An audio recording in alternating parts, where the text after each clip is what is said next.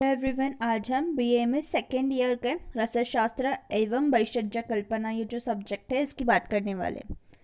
तो इसके अंतर्गत हमको दो पेपर है, पेपर 1 पेपर 2। जो पेपर 1 है उसके अंदर हमको रसशास्त्र के बारे में पढ़ना है और जो हमारा पेपर 2 है उसमें हमको वैशज्य कल्पना के बारे में पढ़ना है। तो बढ़ते हैं आज के हमारे टॉपिक की तरफ, वो है रसशास्त्र का परिचय।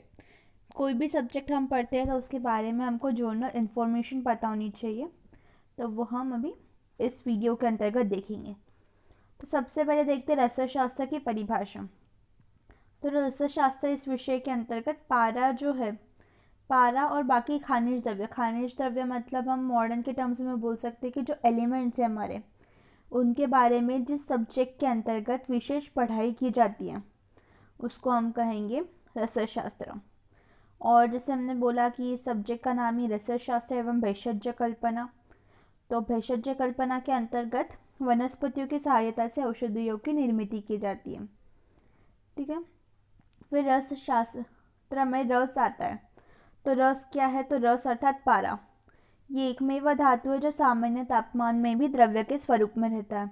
अगर हम इसको मॉडर्न के टर्म्स में ले तो पारा मतलब मर्क्यूरी। ठीक है। तो यहाँ पे रस अर्थात पारा, ये एक ऐसा धातु है जो नॉर्मल टेम्परेचर पे भी द्रव्य के स्वरूप में ही रहता है। उसके बाद पारा, ये जो है इसको शिव का विद्य माना गया है, जिसको हम पारत कहते हैं। उसके बाद रस मतलब पारा, ठीक है, और शास्त्र मतलब किसी भी विषय का सखोल ज्ञान। तो उस हिसाब से रसशास्त्र हुआ पारत या पारा, इस के बारे में जिस विषय में सखोल ज्ञान प्राप्त किया जाता है उसे हम कहेंगे रसशास्त्र। ठीक है। अब बढ़ते हैं इस शास्त्र के प्रयोजन की तरफ।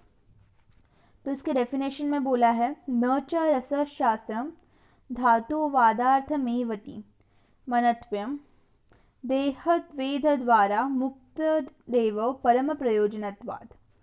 तो यहाँ पे क्या बोला है? ये जो व्याख्या है सर्वदर्शन संग्रह के अनुसार है और इसमें रसशास्त्र का परम प्रयोजन दो बताए हुए, देह सिद्धि और लोह सिद्धि।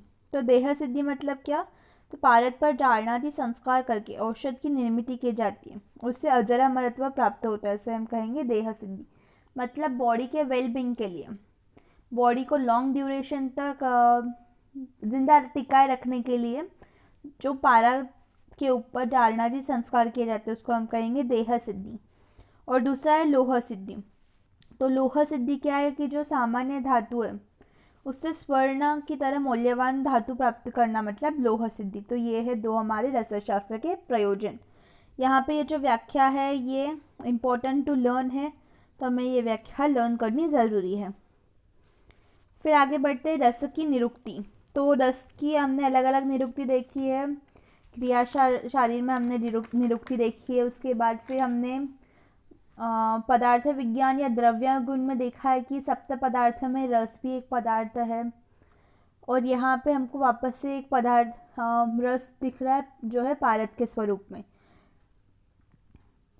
तो इसकी निरुक्ति करते वक्त कहा गया है, रसनात् सर्वधातु नाम रस इत्यभिधीयते जरांग मृत्युनाशाय रस्यते वा रसोमतः। तो रस शास्त्र के संदर्भ में पारा इस धातु को रस कहा गया है। इसका कारण है कि सामान्य तापमान पर भी द्रव्य स्थिति में रहता है। तो ये है रस की निरुक्ति। तो ये निरुक्ति जो है ये हमको लर्न करनी ज़रूरी है। इसके बाद दूसरी निरुक्ति आई है, रसति भक्षति सर्वान लोहान इति रसः। तो क्या बोला? विविध धातु को अपने अंदर समा लेने की क्षमता पारद में रहने की वजह से वार्धक्य, व्याधि और इनका नाशनार्थ औषधों माध्यम से सेवन किया जाता है, इसलिए इसको हम कहेंगे रस। तो ये थी हमारी रस की निरुक्ति। इसके बाद देखते हैं रसशास्त्र का ऐतिहासिक विवेचन। थोड़ी सी हिस्ट्री है, ये not so much important according to exam, पर हमको एक बार इसको पढ़ लेना ज़रूरी है। तो वेदक कालीन में धातु शास्त्र में क्या था? ऋग्वेद के अंदर स्वर्ण और अयस कहकर ताम्र का उल्लेख किया गया है। उसके बाद अथर्ववेद में श्याम अयस कहकर लोहे का, लोह अयस कहकर ताम्र का, उसी तरह रजत, शीशे, अंजन इनका वर्णन मिलता है। उसके बाद है यजुर्वेद, उसके अंदर नाग, वंग, स्वर्ण और लोह इनका उल्लेख मिलता है हमें। फिर है अग्नि पुराण, उसमें धातु भस्म का उल्लेख मिलता है। फिर संहिता काल के अंदर चरक संहिता में सुवर्ण, रौप्य, ताम्र, लोह, नाग, वंग, कांस्य, पीतल आदि धातुओं का वर्णन किया गया।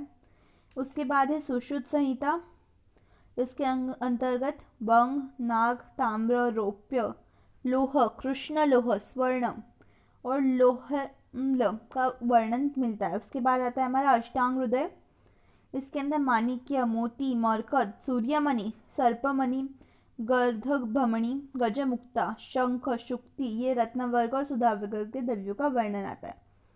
तो ये शॉर्ट में हमने हिस्ट्री देखी है, इसको लर्न करने की ज़रूरत नहीं है, हमको बस याद रखना है कि जो हमारे वैदिक की शास्त्र है उसके अंदर भी रस का या पारस का, खनिज द्रव्यों का वर्णन हमको मिलता है। ठीक है, अब बढ़ते हैं हम एक इम्पोर्टेंट टर्म की तरफ, वो है रसशाला। तो हम इसको मॉडर्न डेज में कह सकते हैं कि लैबोरेटरी जो रहती है, फार्मेक की लैबोरेटरी, उसका किस तरह से स्ट्रक्चर रहता था उस ज़माने में, वो अब हमको देखना है। तो सबसे पहले रसशाला बनाने के लिए हमको योग्य स्थान की ज़रूरत थी। तो वो जो स्थान है वो क्या क्या कैरेक्टरिस्टिक है उस स्थान की वो देखते हैं। तो वो भूमि जो है वो पवित्र और प्रसन्न होनी चाहिए। उसके बाद वहाँ पे वनस्पति औषधियों की अधिक उपलब्धता होनी चाहिए। फिर वहाँ पे शुद्ध पानी का पुरवठा होना चाहिए, मतलब वहाँ पे ऑलवेज हमको जो क्लीन वाटर, हाइजीनिक वाटर, वो हमको ऑलवेज मिलना चाहिए वहाँ पे। उसके बाद प्राणी मात्रा के तकलीफ से मुक्त ऐसे उपवन की जगह ही रसशाला के लिए उत्तम है, जहाँ पे वाइल्ड एनिमल्स वगैरह ना हो, ऐसी जो उपवन की जगह, अच्छी जगह, वो हमारी रसशाला के लिए उत्तम है। इसके बाद आता है कि रसशाला किस तरह से बनी हुई होनी चाहिए। तो उसका भवन जो है वो रसशाला के लिए बांधे जाने वाला भवन ये प्रशस्त 4 दीवार और दरवाजा खिड़कियों से युक्त होना चाहिए। उसके बाद कीटक आदि का उपद्रव वहाँ पे नहीं होना चाहिए, मतलब वहाँ पे कोई कीड़े वगैरह, पेस्ट का मतलब पेस्ट जो है वो वहाँ पे उस जगह पे नहीं होने चाहिए। उसके बाद आता है योग्य प्रकाश अंदर आना चाहिए। तो ये था हमारा भवन जो किस तरह से होना चाहिए। उसके बाद यहाँ पे कर्म विभाग किया गया है। ये थोड़ा सा हमारे लिए समझने के लिए थोड़ा सा डिफ़िकल्ट जा सकता है, बट इम्पॉर्टेंट है कि कौन से दिशा में कौन सी चीज़ होनी चाहिए, ये हमको रसशास्त्र में बताया। उसके बाद पूर्व में शिव की स्थापना होनी चाहिए, क्योंकि पारस जो है उसको शिव का वीर्य माना गया, इसलिए पूर्व दिशा के अंतर्गत शिव की स्थापना की जाती है। उसके बाद आग्नेय दिशा में अग्निकर्म की व्यवस्था होनी चाहिए। दक्षिण में खलबत्ता, उखल आदि जो यंत्र है उनकी। उसके बाद नैऋत्य इस दिशा में शस्त्र कर्म संबंधित कार्य होने चाहिए। फिर पश्चिम में शालन कर्म, मतलब साफ सफाई का कार्य होना चाहिए। फिर वायव्य, ये जो दिशा है यहाँ पे शोषण कर्म, मतलब गीली वनस्पतियों को सुखाने का जो कार्य है वो वायव्य दिशा में होना चाहिए। फिर उत्तर दिशा में वेद कर्म, और जो ईशान्य दिशा है वहाँ पे सिद्धौषधि और उनको बनाने के लिए लगने वाले उपयुक्त द्रव्यों का संचय करने का स्थान। तो ये था हमारा कर्म के अनुसार दिशा, मतलब दिशा के अनुसार कर्म विभाग। ठीक है, अब आता है यहाँ पे रसशाला में काम करने वाला जो कर्मचारी और अधिकारी वर्ग है वो किस हिसाब से कैसा होना चाहिए। तो सबसे पहले आता है आदर्श रस वैद्य। तो उसके लक्षण देखते हैं हम। रस संचित का वैद्यान निघंटु ज्ञायश। तो क्या बोला यहाँ पे, रस वैद्य ने संपूर्ण शास्त्राध्ययन और कर्माभ्यास किया हुआ होना चाहिए। उसके बाद औषधि वनस्पतियों के नाम, कर्म, गुण, प्रकार और दोष का ज्ञान रखने वाला चाहिए। धातु, रत्नादि, खनिज और प्राणिज द्रव्यों का ज्ञान रखने वाला चाहिए।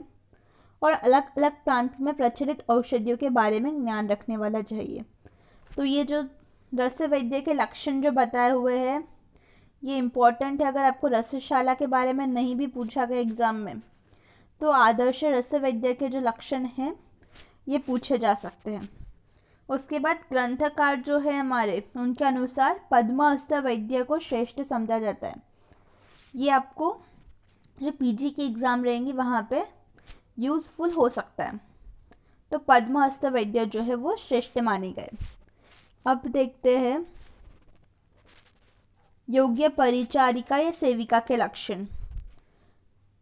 तो वो क्या बताया, सोद्यमा सूचयः शूरा बलिष्ठः परिचारिका।